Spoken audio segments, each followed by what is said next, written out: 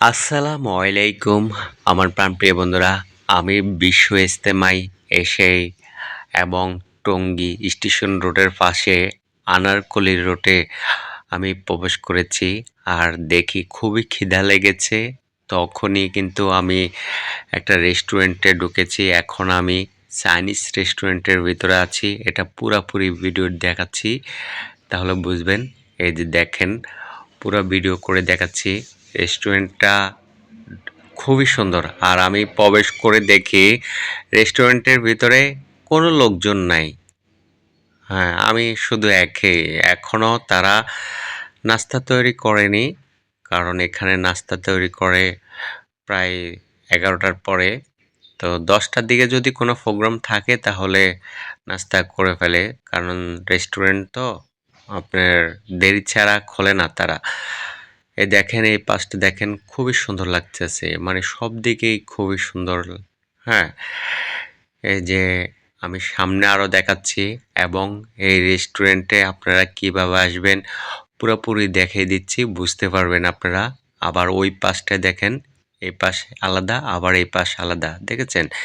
এই পাশটাও কিন্তু খুবই সুন্দর। এই দেখেন, আবার এই পাশে দেখেন খুব সুন্দর কিসিং। তাদের কিসিংয়ের পরিবেশটাও খুবই সুন্দর, বলার বাইরে। এবং মনে করেন তাদের যে কর্মচারী অথবা যে কয়েকজন লোক আছে তারাও খুবই ভালো এবং তাদের হাতের রান্নাও খুবই সুস্বাদু। হ্যাঁ, এই দেখেন প্লেটগুলো খুবই সুন্দর। এবং এই ফ্রিজ এখানে একটা আছে এবং পিছনেও একটা ফ্রিজ আছে, আমি দেখাবো ওই যে সামনে। এবং এদিকে আরো দেখাচ্ছি। দেখেন এখানে টেবিলগুলো খুব পরিবেশ খুবই সুন্দর। আর এখানে ক্যাশিয়ার বসে। আর এই যে এখান দিয়ে আমি দেখাচ্ছি আপনাদেরকে, দেখি তো ভাইয়া।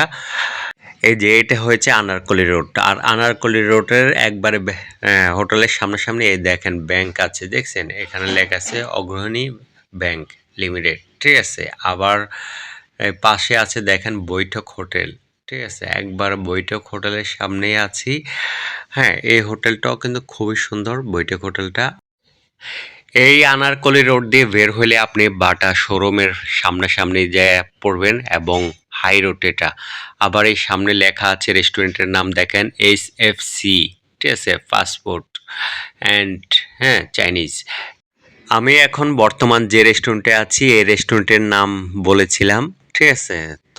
তাহলে আপনারা অবশ্যই এমন রেস্টুরেন্টে আসবেন। এখানে বিয়ের প্রোগ্রাম হয়, খুব সুন্দর সুন্দর যে কোনো জন্মদিনের অনুষ্ঠান, যে কোনো প্রোগ্রাম তারা গ্রহণ করে।